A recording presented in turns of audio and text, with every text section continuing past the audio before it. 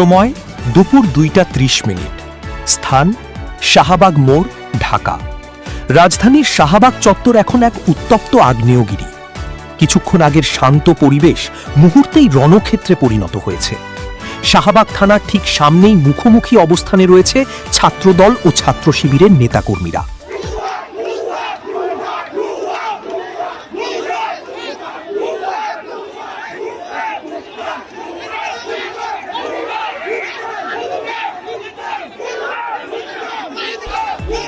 বাতাসের গুমোট ভাব ছাপিয়ে এখন সেখানে কেবল স্লোগান আর উত্তেজনার শব্দ।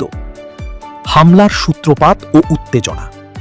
ঘটনার শুরু হয় ছাত্র শিবিরের দুই নেতা মোসাদ্দেক এবং এবি জুবাইরের ওপর অতর্কিত হামলার মধ্য দিয়ে। প্রত্যক্ষদর্শীদের মতে শাহবাগ থানার ভেতরেই তাদের ওপর চড়াও হয় একদল বিক্ষুব্ধ কর্মী। মারধরের খবর ছড়িয়ে পড়ার সাথে সাথে পরিস্থিতি নিয়ন্ত্রণের বাইরে চলে যায়। উত্তেজনার খবর পেয়ে দ্রুত ঘটনাস্থলে ছুটে আসেন ডাকসুর সাবেক নেতা সাদিক কাইম সহ অন্যান্য ছাত্র প্রতিনিধিরা। সংঘর্ষের দৃশ্যপট। সাদিক কাইম যখন নেতাকর্মীদের শান্ত করতে এগিয়ে আসেন, ঠিক তখনই পরিস্থিতির আরও অবনতি ঘটে। বিপরীত পাশ থেকে তাকে লক্ষ্য করে শুরু হয় মুহুর্মুহু স্লোগান। এক পর্যায়ে ভিড়ের মধ্য থেকে তাকে লক্ষ্য করে জুতা ও বিভিন্ন বস্তু নিক্ষেপ করতে দেখা যায়।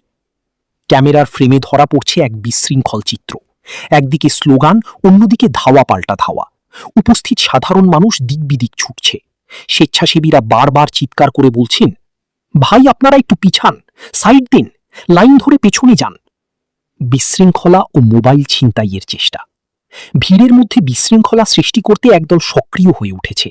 সাংবাদিক এবং উপস্থিত সাধারণ মানুষের মোবাইল কেড়ে নেওয়ার চেষ্টাও লক্ষ্য করা গেছে।